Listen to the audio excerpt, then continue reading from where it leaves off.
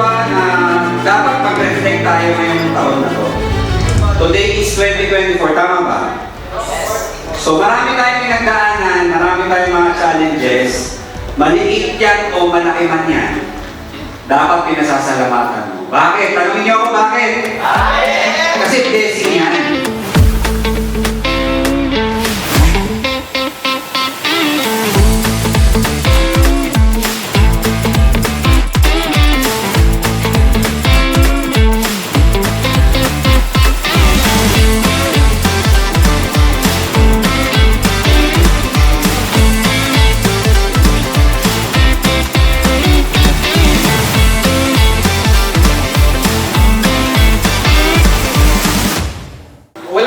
Wala pang name ang Alay Foundation.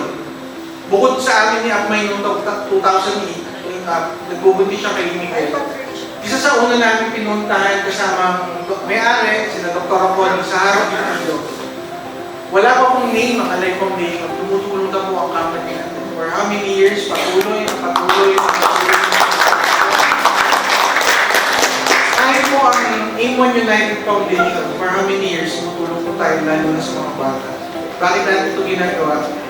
Hindi lang po pagkita ng pera ang pagiging successful. Sa success, kailangan natin na tumutulong tayo sa community natin. Sana maging channel of blessings po tayo pag dumadaan po yung mga ganito. Blessings.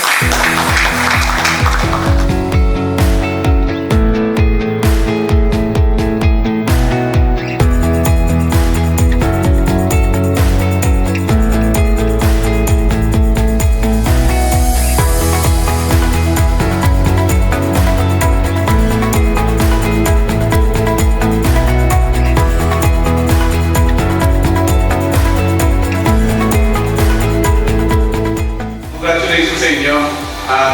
Dapat lagi natin may isip na magiging successful tayong lahat. Tuloy-tuloy lang natin gawin. Pero sana, stay lang kayo sa company natin. Basta, sabi nga nito, lahat na mag-i-stay ngayon, matira, sobrang yaman. Eh, napakaswerte nyo. Napakaswerte ng A1 United.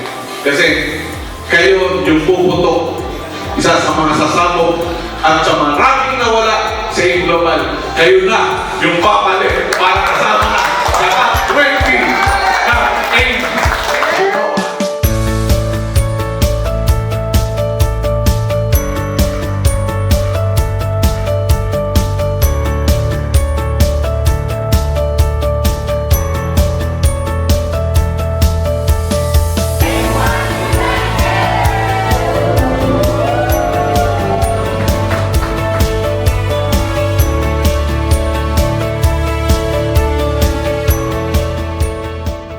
Yun nga, sabi ko, dati akong dyan nito, iba't ibang background yung napasukan ko, naging houseboy, installer ng water station.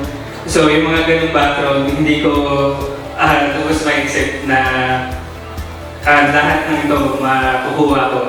And yun, sobrang sobrang nagpapasalamat. So resulta talaga ito ng sipag talaga at tsaga sa negosyo.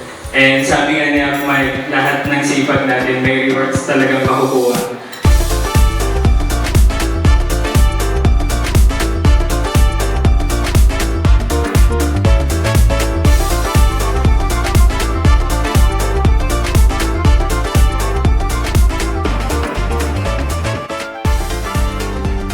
Tapakan natin, ang unang global ambassador, may pinakamalaking grupo in global whatever the result that we have for 2024, maging lesson po yun. Whatever challenges na meron tayo for 2024, maging lesson yun. Let's make it better. Let's do better. Okay, let's do more for 2025. Okay? So, ang 2025 ay yung time na kailangan masyado tayo mag-start.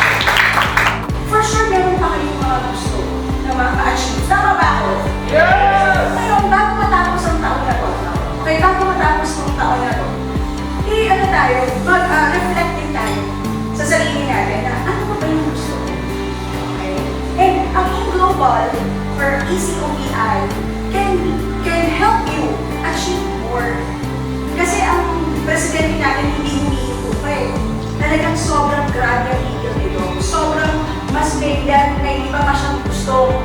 patunayan at gusto pa talagang buksan ng mga divisions. So, ibig sabihin, we have a long way back.